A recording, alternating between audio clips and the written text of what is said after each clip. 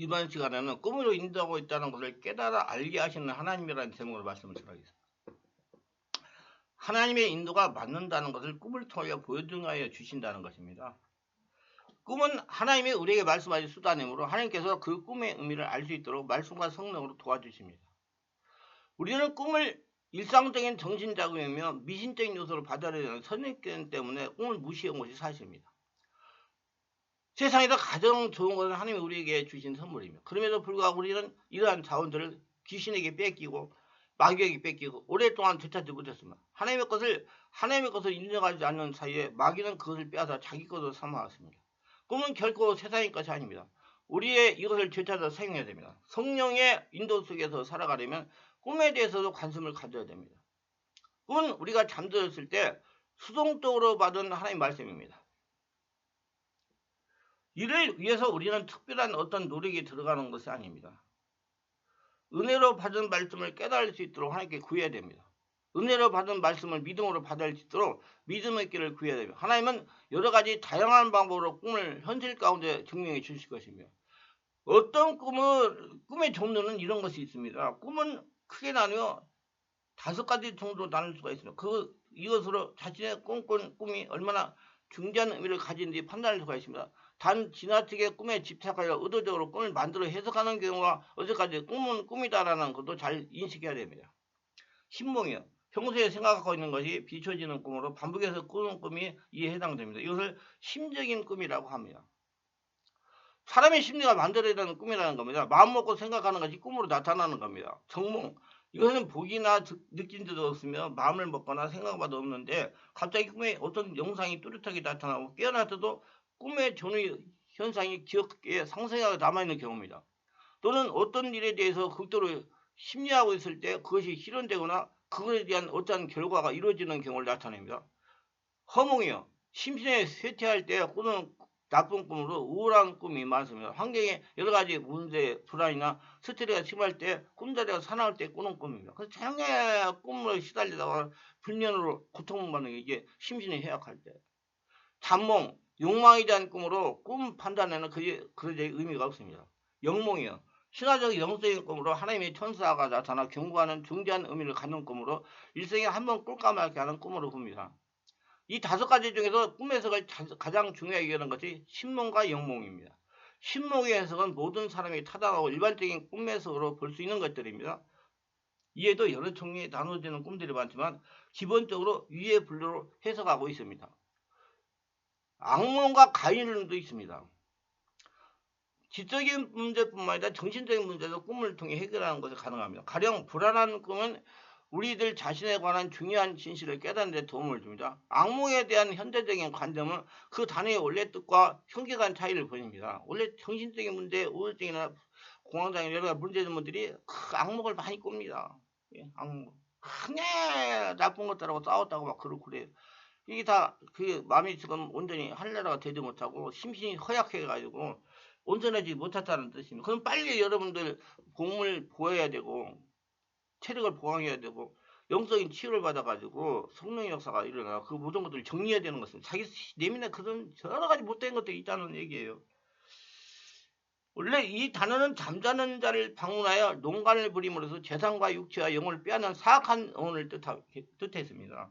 악령이나 악마는 여성의 경우에 남자 마귀나 모습으로 나타났으며 남성들에게는 여자 마귀의 모습으로 나타났습니다.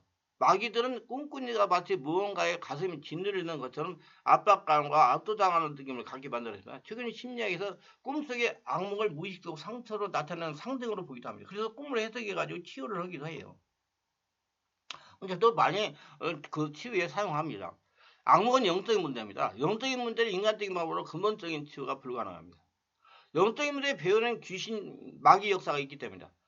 부모들은 자녀들이 낭떠러지에 떨어지는 꿈을 키가 꾸는 꿈이라고 긍정적으로 해석했습니다. 세상에는 꿈 해몽법이라는 책도 많이 나와 있습니다. 물론 꿈을 통해 장래를 알게 되기도 하고 사고를 미연에 방지해 줄 수 있습니다. 그러나 비슷한 악몽을 계속 꾸어가지고 고통스럽다는 생각이 보여야 돼요. 이건 성령 역사로 고쳐야 된다고 생각합니다. 귀신이 꿈에 자주 보이다든가 죽은 사람이 나타난다든가 누가 쫓아온다든가 무기 등으로 공격한다거나 동생물 괴물의 괴롭힘을 받는 등 많은 사람들이 악몽 때문에 시달리고 있습니다. 특히 무속인들이 많이 시달립니다. 신기가 있는 사람들 100%가 시달립니다. 그 잠을 못 자가지고 괴로워가지고 신뢰를 받아가 무당이 되는 경우가 많아요.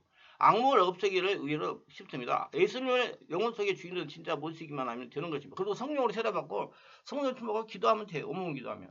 왜냐하면 예수님은 마귀를 멸하러 오신 분이기 때문에 귀신들을 가지고 떨리기 때문에 마귀일 중에 하나가 악몽입니다. 사람을 괴롭혀서 결국 자기 종으로 만듭니다. 내는 걸 통해 무당이 되어 마귀의 종로를 하게 됩니다. 그럼 멀쩡한 사람이 무당됐다고 하는 경우 많이 나오잖아요. 얼마나 그대로 괴로움 받았으면 그 사람들이 그걸 했을게요. 말도 못하는 고통을 당했습니다. 여러분 잠을 못 자게 만듭니다. 스트레스에 체력이 약해질 때 악몽을 많이 꾸게 됩니다. 자신의 체력 관리를 잘해야 됩니다. 필요하면 성령의 지배하에 이렇게 기도하면 됩니다. 반드시 성령 충만하게 임한 상태에서 제대로 기도해야 됩니다.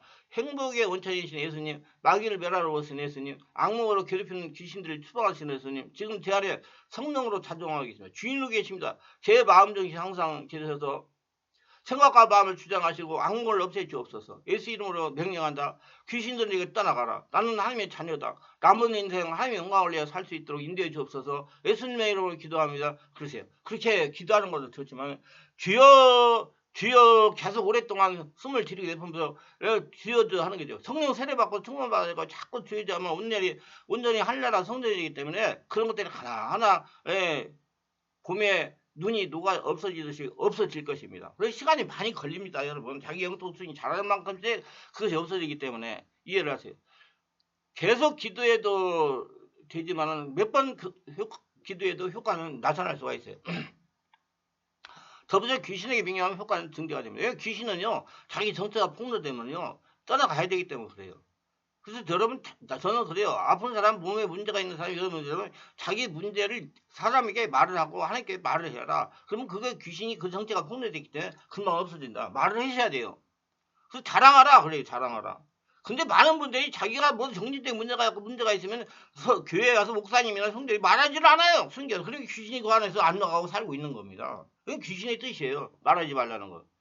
무슨 자매가 자기가 정신적인 문제가 있어가지고 상당히 문제가 많아요. 심각해. 앞으로 인생이 정말 어떻게 될지 모르겠어요. 그래서 제가 담임 목회자한테 얘기를 해라. 그래야 고칠 수 있다. 그러니까 내가 창피해서 그걸 어떻게 이겨. 사람들이 다 알면 안 되는데 이러면서 너는 그러면 계속 그러고 그 사람과 그 영향에 서 살다가 결국에는 사람들 못하게 된다. 이 얘기를 해야 된다 그랬어요. 이 얘기 해야 됩니다. 귀신 정체가 폭로된 귀신만 떠나가요. 성령의 기도에 자신 안에서 성령의 불과 성령의 권능이 분출되기야 다시 침입하지 않고 떠나가는 겁니다. 그래서 기도가 굉장히 중요해요. 기도를 오래 해야 돼요. 제가 왜 월화 금토에 2시간 이상 기도를 하는지 아세요? 그런 문제 때문에 해요. 그렇게 안 하면 안 돼요. 저는 그렇게 안 해가지고 사람을 잃었어요. 그렇기 때문에 그걸 해야 돼요. 예수님을 명령한다. 악몽을 꾸게 하는 귀신은 떠나가라. 이렇게 계속 기도하면 될 수도 있지만은 성령의 불이 나오면 됩니다. 기도를 계속 해가지고 내 안에서 성령의 권능이 흘러 넘치면 돼요. 이렇게 해도 악몽이 계속 꾸진다는 말씀과 성령으로 전연치하는 곳에 가서 전문적인 치유를 받는 것이 좋습니다. 저 체험으로는 악몽을 꾸는 분들이 몇 주 동안 해서 내면을 치유받고 정상으로 회복이 많이 되었습니다. 상담을 하다 보면 의외로 관리염을 당하는 사람이 많이 있습니다. 간밤에 가열려 잠을 설쳤다고 호소하는 사람이 있다는 거예요. 많아요. 그런 사람이. 젊은 애들도 많아요. 뭔가 알 수 없는 또한 달걀 귀신의 형태가 보이는 존재가 목을 압박해 가슴이 답답해지는 것이나 숨이 막히는 것 같이 답답합니다.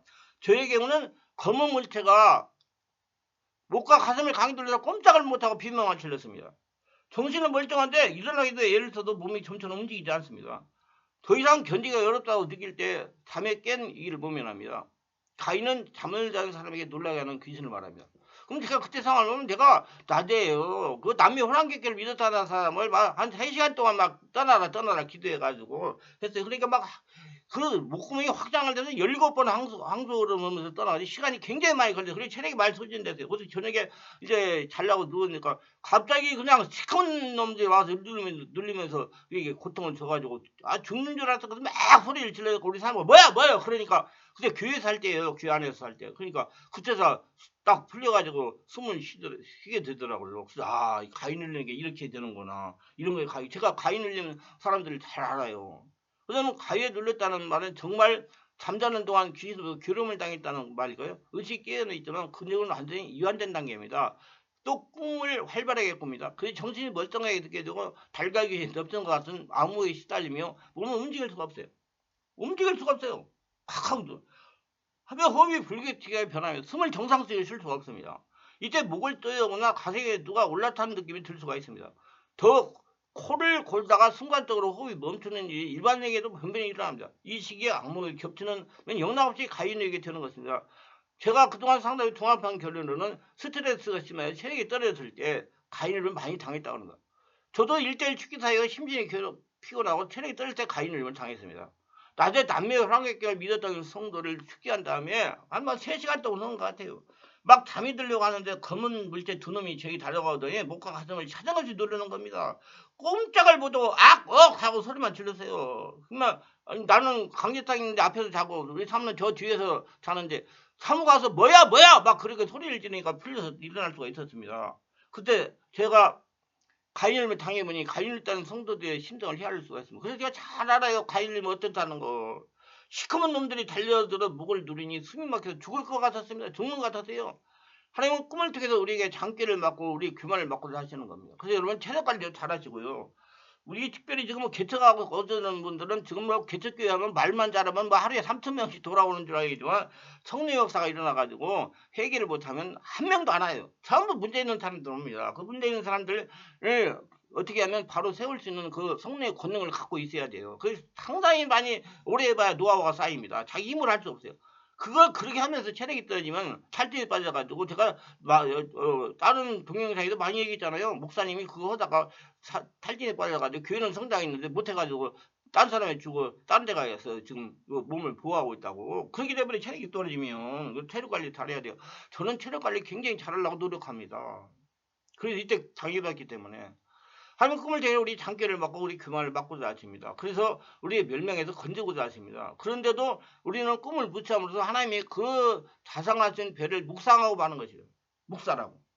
꿈을 지나치게 무시하거나 하찮게 여기는 것, 이것이 꿈에 대한 첫 번째 오해입니다. 우리는 꿈을 지나치게 무시하지 말아야 될 것입니다. 로마 황제 시저도 그의 부인이 경고의 꿈을 무시하다가 살해당했고, 미국 대통령 링컨도 자신의 경고의 꿈을 무시하다가 암살당했어. 노마 총독 빌라도는 자신의 부인의 경고를 무시하다가 하나님 아들 예수님을 십자가 못 박고 말했습니다. 우리는 꿈에 대해서 코슴치지 말아야 됩니다. 왜냐하면 꿈 중에 하나님이 주시는 것도 있기 때문입니다. 꿈을 지나치게 무시하는 것이 꿈에 대한 첫 번째 오해라면 두 번째 오해는 꿈을 지나치게 신성치 하는 거예요. 대단하게 생각합니다. 그럼 많은 분들이 막 꿈을 어떻게 꿨는데 어떻게 꿨는데 자꾸 그렇게 얘기를 하는 분들이 많아요. 근데 여러분 꿈은 자신이 하나님께 물어봐가지고 해석하는 것이 맞습니다. 남한테 물어봐가지고 해결해가지고 그건 아직까지 영적인 수준이 안 돼요. 자기가 하나님께 물어봐서 해석하는 사람이 돼야 1대1 관계에 열어가지고 성령이 충만한 사람이 될 수가 있습니다. 어떤 모든 꿈이 다 의미 있는 것을 알 수가 있습니까? 사람이 잠을 깊이 자지 못하고 자다가 깨다가면서 꿈을 많이 꾼다면 꿈들이 어찌 다 소중하다고 할 수 있겠습니까? 꿈 중에 나의 심리가 만드는 것 맞습니다. 나의 심리 상태가 어떤가에 따라 그 꿈도 천차만별이겠죠. 모든 꿈이 다 소중하다고 할 수는 없는 것이죠. 물론 심리적인 꿈도 가치는 있습니다. 그 꿈을 통해 꿈꾼 사람의 심리 상태를 파악해가지고 내면을 치워가지고 온몸이 한나라가 될 수 있게 할 수가 있으니까요. 우리는 심리적인 꿈을 분석하면서 우리 자신의 심리를 적절히 조치를 취할 수가 있게 됩니다. 그런 측면에서 심리적인 꿈도 가치가 있겠죠. 하여튼 우리는 꿈에 대한 양극단에 의해서 벗어나야 될 것입니다. 꿈을 향해 코웃음 친다거나 꿈을 향해 절하지 말아야 됩니다. 우리는 꿈에 대해 두 가지 오해에서 벗어나 적절한 균형을 취할 줄 알아야 할 겁니다. 우리는 꿈에 대한 바른 지식을 가져야 할 겁니다. 우리는 꿈을 바르게 해석하고 바르게 적용해야 할 겁니다. 간혹 하나님이 주시는 꿈이라면 무엇보다 순종하는 자세가 취해야 될 것입니다. 기도합니다. 오늘도 저희 설교 끝까지 들어주신 분들 축복하여 주옵소서. 특별하게 구독자 알림 설정하신 분들 축복하시고 은혜로 충만하게 하시고 성령으로 깨닫게 하시고 꿈과 환상을 잘 해석해서 하나님의 계시를 잘 받아서 자기를 잘 하늘나라 만들어가지고 하늘의 복을 받아들이며 100살까지 살면서 하나님의 살아계신 증명 선포하는 자가 다 되게 하소서. 예수님의 이름으로 기도합니다. 아멘.